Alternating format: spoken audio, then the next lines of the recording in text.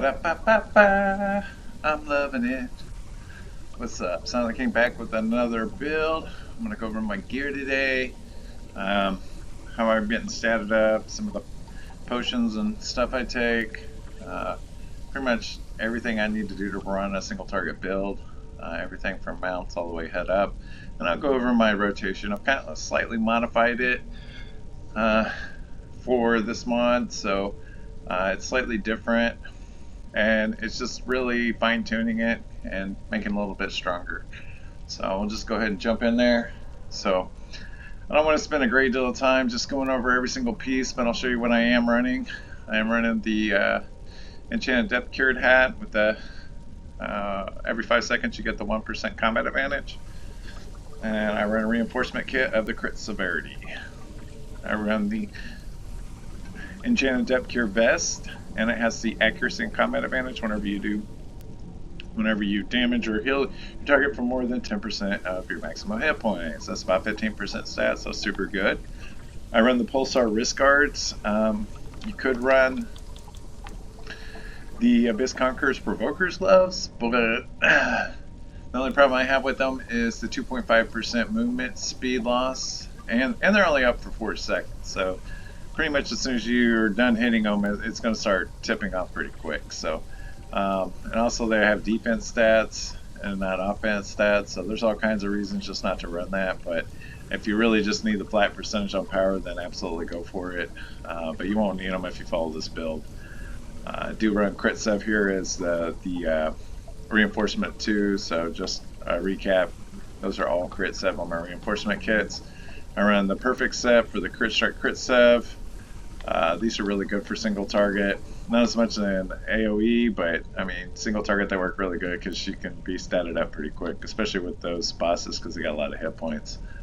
I do run the Brigand boots, and I have crit strike as a reinforced, and they give 7.5% crit sev when you're 20 feet or closer. I found these were a little better than just taking the there's several sets that you can actually get, one being the mastered set that gives like the 10,000 crit sev, and I don't like that because I can't stack up any of the extra power. I just like the flat percentage for my crit sev. So, but there's absolutely other options. If you don't have them, go get them. They're really easy. They come out of the campaign. You just need to farm the campaign for them. I'm running the music box, the Searing Conduit Magnuma, the Blood Brass pistol, and I run the Blast Scepter is my main artifact. You can run lots of different things. I prefer this because it's very quick and it pops off really good and helps the team. A lot of times, sometimes I have to switch it out though. I mean, you can switch it out for pretty much whatever you need. As far as artifacts and stuff like that, you might lose a little bit of your stats, so just kind of pay attention to that. Make sure you're getting all your stats correctly, because this does have a lot of power on it, so just kind of keep an eye on that, but you should be fine. I don't really, half a percent ain't gonna hurt me, so or if I'm a little over, like, 500 or 600 or 1,000 over, I don't really care. It's not gonna hurt me very much. If you're that worried about that small of a percentage, then you're doing it wrong. I run the crit sev pants from there. These actually proc really good. And Oak Skin, which I do use in this, will actually proc this as well. Not only the healer keeps it up, but also there. Now, if your healer's not real great, I will go over a slightly modified version of this build, just to kind of show you the difference, and you can still get statted up. But between all those, you'll be at 120%. I do run these for the AP gain. I'd rather have AP. I need the action points more than I need the 5% crit sev because I use Force Ghost all the time. I want to keep it procced up, and I usually get about three a minute. Not quite 4, but I can usually get 3 out. So it pretty much keeps your tacticians and all your rotation going, so you have a nice solid rotation. I do run the Shroomwood set. I do run the Red Dwarf ring. I don't have this fully upgraded yet, but it's expensive anyway, and there's really not a major difference. You could more run this at purple, and it would be fine too, because it still gives the 7% power. And I do run the Dreadbreaker's ring, because it has 9,000 crit sev on it, which is a lot of crit sev. The power is kind of like a little bonus. I don't really care. It's like 2.5%. So I do like the ring on here just because it's so many stats and stuff. If you look, there's almost 11,000 stats just sitting on here that are just raw ratings. And then you have a little bit of the percentage for the 2.5%, which is nice. I also have a slightly modified version of this. I don't always like, depending on stuff, to like proc for me, but sometimes you're in a group where the healer is not healing you real well. So I do have a slightly modified build where you're actually swapping these out for the Unfathomable shirt, and then you swap them out for the combat advantage. So, and you'll still get really good stats on these. It just slightly modifies what you're running on the back page. But we'll get into that in a little bit later. But yeah, there are some different ways you can run this to keep yourself statted up. Just the way it's set right now, it's a little bit easier to run. So this will max stat you, and you'll have really, really high good stats. Go over here, I run strength and dexterity. This is mainly for crit sev. I do like movement speed too, so it's just an added bonus. And then the physical damage bonus, because that's mainly all the damage we do is a lot of physical damage. My enhancements, I run Garnet, and Citrine for accuracy. These are all power, and accuracy.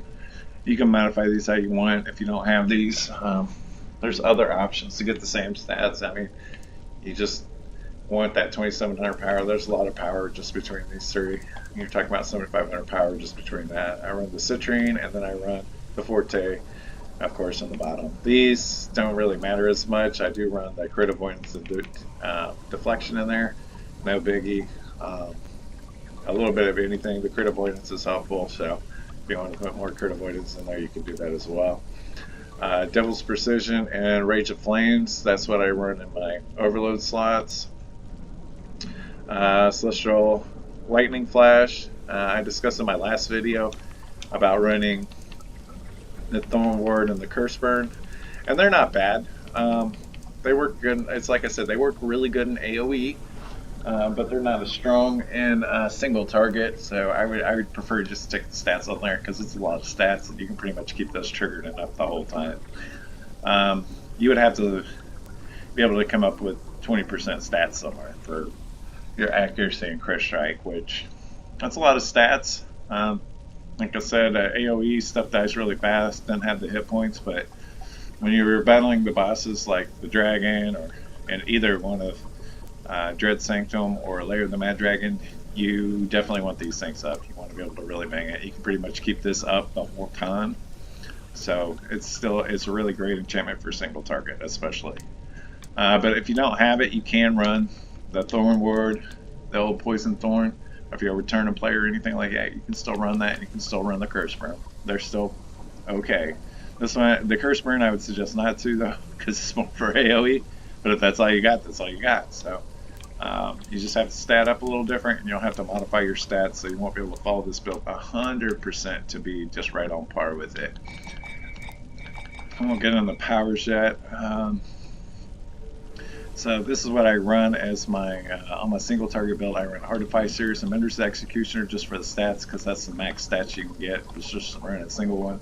After that, it's half, and then 2 Tactician's Precisions. I run the main collars that really matter are the Wayfaring Barb collar, which is the 5% crit sev, and the encounter powers do 5% more damage. These other ones are like gold gain and movement speed and stuff like that, so they don't really affect your damage or anything, but they do affect your combined rating. Mine are only legendary, but they still work really good, so you know, whatever we do. I do run the tunnel vision. Tunnel vision works probably better than any other thing, and it's very fast, very quick. It used to not be as fast, and I preferred, you know, the toad at one point, but I found that the tunnel vision works the best. I run opportunistic. When you're switching out stats, like if you're switching to the other gear where you just want those flat stats, you may switch this one around to whatever you're missing, because you're going to have your combat advantage will be maxed if you put the pants that I told you earlier that you could put on. So, and because they have 7,500 combat advantage on them, so it's quite a bit of combat advantage. So you'll probably want to take that off and move this into you know, some other stat that you're missing. Companions, I do run Etrine active because she gets 2% power and 2% crit strike, which helps the whole group. I'm all about helping the group, so I try to find companions that can both do damage and help the group. So this one works out really good. It's kind of a good balance between both of them. It's not the only one. You know, Tutor's really good. Tutor still does a lot of damage. Great for single target. Helps the group. And etc. and so forth. I'm not going to go over all those. That's a video for another day. Equipment. I run on this build. I run the Molten Rings, 2 Molten Rings, and Molten Talisman of the Companion. This gives combat and crit sev, and these give crit strike and crit sev. So normal stuff. The Companion enhancement, and then I run this one right here. I run Acute Senses. You have chance on hit to get 9% combat advantage. I was running Enduring, but Enduring has one little downfall to it. It's, if you read it, it says while your companion is summoned and not downed, which I kill companions all the time, and they fall down, and you may, I want the extra stats all the time, and this one seems to work pretty consistently. So I'd rather just take it, and it is 9%, so it does give a little more. I can usually, you can keep this up pretty indefinitely with the Ranger, so it's not like a major ordeal there. The boons, nothing new here. First 2 slots are the main ones. You want to make sure you get both these up, all the power and all the positive stats for your combat. So these are like crit sev, accuracy, etc., etc. I'm not too worried about hit points. I have them here just because I need some extra stuff. Same with the some of the defense stuff. Don't worry about those as much. I do run all the these are the extra damage and damage resistance, like Demonic Mastery, Cultist, and Undead right here. But don't run Dino, mainly because we don't find enough dinos for me to think this is really helpful. I've never seen it really proccing a whole lot of stuff, so you can put it there if you just have extra stuff and you want to put it there. I do run movement speed here. Everybody needs a little extra movement speed. So I do run recharge, action points, and forte here. Action points, super important to have. Recharge speed, it's just as important. 4% is not a ton, it's like probably about a half a second or something like that, so this one's not critical. This one is very helpful, 4% does matter. And Forte gives you a little more stats. It's not a ton, it's like 2% power and like 1%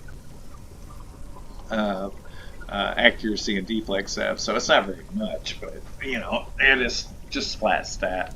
The other stuff's like incoming healing.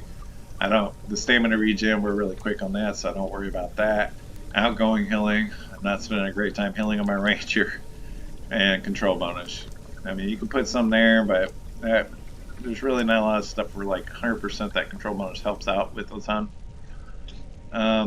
Master boons, I run Deathly Rage, Bloodlust, Life Lessons, and Blessed Advantage. If you're going to focus on one, Bloodlust, secondary, Life Lessons, and then whatever you want to do here. This one's actually better on AoE, because if you notice, it's on kill or when taking 50% of the, if you're taking 50% of the hit all the time, you're going to be in trouble. So yeah, this is probably going to proc better with your AoE. This one right here, you're getting heals all the time, so you're going to be able to get that extra 2% power and more recharge speed. So when you're getting healed, you're actually going to be a little faster the more you're healed up, and you can get there. Even though these are a chance, these proc really well. So how to buy slot, I don't know if you haven't slotted them already. You could slot other stuff down here too as well. You just have the extra boons, but really, honestly, you should just start. The master boons are probably more important than the other one. All right, let's see. Time to jump into our powers. It's the same as it was in mod 29. I haven't changed this. Powers are exactly the same for my AoE. I run rapid shot. That's my main trigger. You notice it's in my left trigger. I do whatever's opposite. On the Xbox, it's left trigger RB switches stances, so RB is opposite. So it's a little bit easier to switch stances and use this one. It's not that I can't use this one. It's just easier when I'm switching stances to use the opposite one. You notice I do use rapid shot as my main one, and electric shot. I use this for AOE. It's good in MDS. If you're in MDS and you hit a lot of stuff, it will hit everything in the room. If you hit the dragon and you're having trouble getting to a demo or something like that, you can hit one of your like constricting arrow, and then you're going to get double damage with the electric shot or clear the ground. Whatever your preference is. I prefer electric shot if I'm going to have to do that, but you know, whatever. This one hits really hard. It's really fast compared to aim shot, which is on the hunter tree.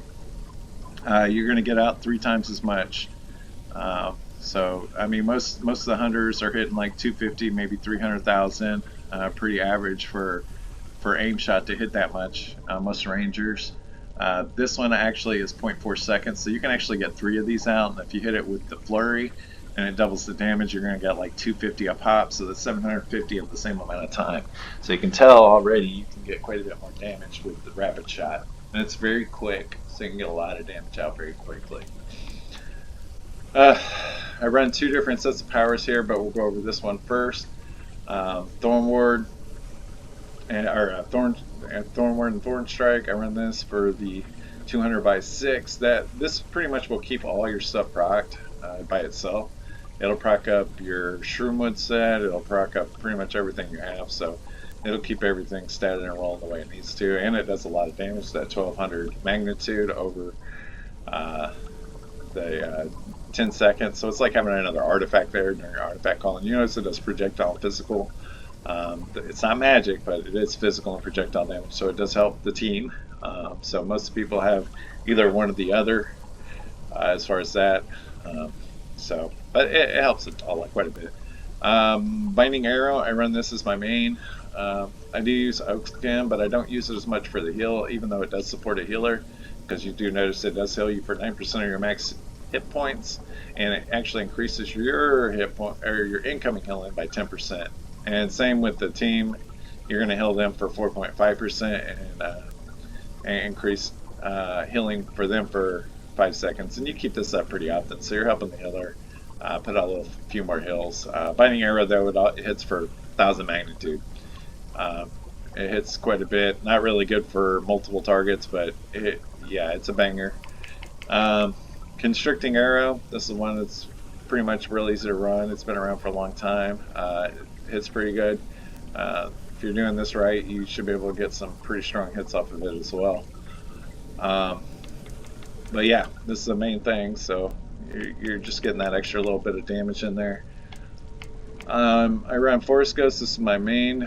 I run this pretty much all the time. This is what I use to trigger Tacticians, but I also run down here. I run Nature's Envoy that gives the extra 15% for 10 seconds right after I use it. So you get a 50. That's like another artifact. You get 15% plus the 10%. You got 25% just between those. Running Thornward and this for damage wise, you know. Even though the other Thornward actually helps the whole group, this one actually gives an extra 15%, and that's 1000 magnitude over 5 seconds. So it does a lot of damage over 5 second time. And you could, you know, in theory, get 2 of these out, and it would be equivalent to doing a snipe or any of the other. I don't use Call of the Storm in single target. It's too slow. When I want to get the damage out. And I like it better in AoE, but I mean, if I guess you could try use it, but I find that this is going to give me a little more damage. If I was going to stay in a single stance, I might try to use this more, but I switch stances, so I definitely use my Force Ghost, and I mainly use this for proccing and the extra damage bonus. My class feature, I use Seeker's Vengeance. Seeker's Vengeance is a must for every ranger. This one you always got to pay attention to.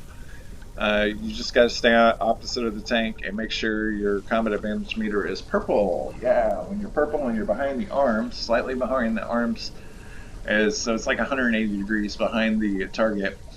All that is Secret Vengeance territory. So you don't have to be exactly behind something. You just have to be you can be slightly behind and to the side of it. But if you get in front of it, obviously it does no good, so be aware of that whenever you're using that. I do use Aspect of the Serpent. Aspect of the Serpent is, it still works. I still do get damage out of it, and it seems to be proccing okay. I did notice there was a little bug with it. I haven't noticed it here since they did a patch, but I'm still watching for it. But if you do run into this little bug, make sure you unseat this one. So you just come up here and switch it with your other, and then switch it back if you notice it's not proccing, and then it'll start proccing again. This little bug I noticed whenever I was watching all the damage. My feats are in Death Strike. Like I said, this is based on switching stances. So when I use an encounter power, the opposing one, I have to switch over to the other stance to be able to get 30% more damage. You only get a 3-second window though. But that 3-second window is more than enough time because you notice these powers are very quick to get out. They're like 0.7, 0.5. I mean, you have more than enough time to get all your powers out within that 3-second window. And it helps the opposing one. So the melee's up in the range, and the range is up in the melee. So it really works, and it works really good in the synergy with Aspect of the Serpent because it's also based on the stance change. So this one, though, it's more based on the at-wills and everything you use while you're in that range. So at-wills and counter powers that are ranged will help your other side. So, yeah, they work really good. I run Swiftness of the Fox. Swiftness of the Fox helps with my cooldowns during the switch stance, so my range helps my melee, and my melee helps my range. It also gives me 5% more damage increase. So, a little extra damage never hurts. I mean, just between these first two powers, you're getting an extra 35%. Then if you add the Seeker's Vengeance, there's another 10%. And then if you add the Thornward, there's another 10%. And then if you add the Nature's Envoy, there's another 15%. So there's a lot of damage there, just between this little small bit. I do run Blade Hurricane. Blade Hurricane helps with Flurry. Flurry doubles your damage. There'll be situational stuff where you would maybe be using your range stuff a little more. You can kind of hit that off, like maybe when you're hitting, only need to hit stuff from a ranged. You might want to be able to still get that damage out. It still does quite a bit of damage, but you'll get double the damage if you can keep that up.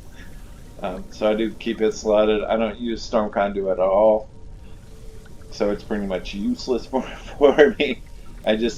I don't find this one does as much damage. I could probably put this in here for the build and maybe even squeeze out a little more damage, but it would cause me to have to use Electric Shock, which I don't mind Electric Shock in AoE, but I think it's kind of slow and janky in the whenever I'm using it against a single target. So just kind of be aware of that. I do use Skirmisher's Gambit, 10% crit save. This helps with statting.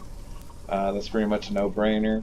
You could use the Throw Caution if you use that in a build. There is a build with that. I don't use it. So if I'm not going to use it, it's just a waste of space. And if you really calculate it up, you're probably getting about the same amount of damage anyway, so might as well take the stats. Call of the Storm, I don't use it. So yeah, not going to slot that. But I do use this, 15% for 10 seconds. So if you notice though, this is only up for 5 seconds. So 5 seconds, and then you get 10 seconds of fill. So just be aware of that. You're actually getting it's like an artifact. So you consider that just like every other artifact. You're getting a full 10 seconds out of it of extra buff. So, which is really nice during your artifact rotations. And if you actually mess up a little bit, or the timing's off with the artifact or anything like that, you can actually just keep the make sure you're getting max stats out of it. So the only other thing I do for my builds is I switch for AoE and boss damage, so it's like a mixed fight where you're having to fight single target and AoE. I will switch out Binding for Hindering Shot. Mainly it's really quick, you get a lot of them out. Hindering Strike is a must for AoE because it does a lot of damage for AoE, and it uses Star Grasping Roots. Like I always say, if you're in that kind of situation, you can always switch out to Crushing Roots too. You can switch out Aspect of the Serpent or Seeker's Vengeance. I usually just switch Seeker's Vengeance over to Crushing Roots, but You know, to each his own. Um, but like, because sometimes you have to support a little bit, like if you don't have enough control. And Master Lay of the Dragon, the first boss, you know, I use, you know, I'll use the crushing roots because it roots them down for a long period of time because it doubles the amount of time. So like your normal crushing roots and stuff, whenever you look, let's see, where's the time on it? Right here. So your normal, some of the rooting and stuff. Nope, that's just the deal. Let's see. Uh, Anyways, it doubles the time, so it ends up being like 5 or 6 seconds whenever you're using your crushing roots and stuff. So each one's going to be down a little bit more, and it dazes them a little bit, so it helps with a little more of the control. This actually works really good on the second boss in Lair of the Mad Dragon too, because you can stun the summoners with it. So Brain Dogs, I've seen people use the Intellect Devourer and use that to stun, but you can also, if you need a little extra, you can also use these, and they do actually stun. And when you're using hindering shot and constricting and thornward, it actually you can keep these up most of the time, so you can pretty much just keep stunning them over and over and over again. So, all right, now for the big part, I'm going to go ahead and post my rotation, and then I'm going to show you a sample, so you can kind of see what it is and how it runs. So I'll go ahead and take that pause right now.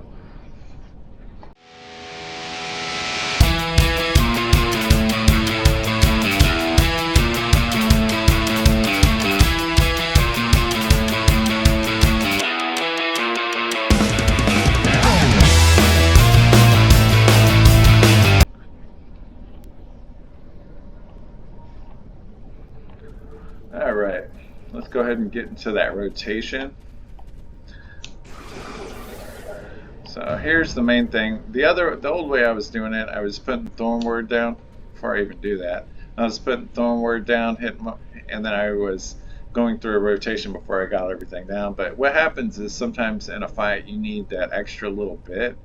Um, you may be caught in the middle, and people are dropping right off the bat, and it messes your rotation up because your artifact is timed in the middle. I wish I could say everything was perfect. The other rotation is still works perfectly fine. This one just kind of helps with those little intermediary and the timing on it.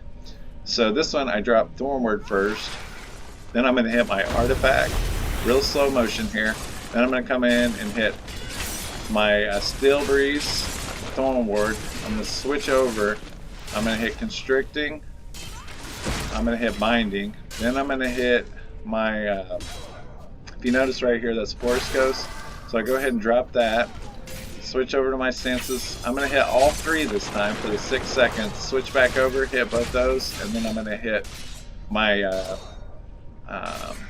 my mount power. And you can see it does quite a bit of damage, even though I'm not in full rotation here, and I was doing it really slow. So whenever I'm hitting it, I just hit, I switch 1, 2, and I switch 1, 2. Hit it down, 1, 2, 3, and switch back. And the last thing you do, put Thornward down, hit it a few times with my arrows right here. You see I'm just kind of tapping it. I look over, oh look, 1, 2, switch back. Well, I messed that one up a little bit, but you get the point.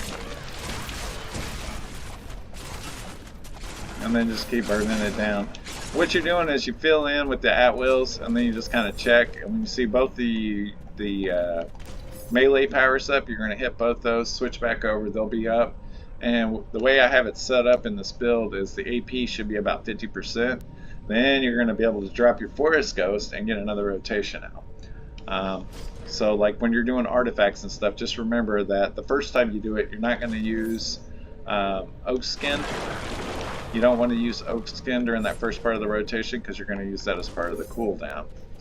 I will go ahead and demo my other rotation real quick just so you can see it. I haven't changed it at all.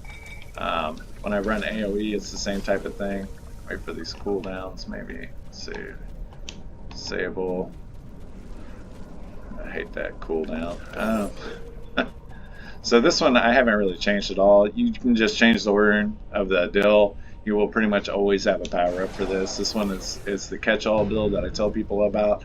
So boom, I can still hit my artifact in that same rotation. I can still go through my powers, come back, hit this, hit that, come back through the full rotation, hit them again, and hit my artifact power. This one works better with the AoE. It does do a little less damage than the main, but this one's pretty easy for anybody to run, and that's why I like it. Hit that, rotate, rinse and repeat. It's just a consistent, you watching what you're doing, you can hit a couple of the hindering shot, which is on the range side, and when that rotation comes back up, switch over, run through it again, hit the forest ghost, get the damage back up, and just keep going. Drop your stuff, hit it again, and so on and so forth. So that one hasn't really changed a lot. You can watch my Bang Bang Smush build. That one still works really great. So go ahead and give that one a go.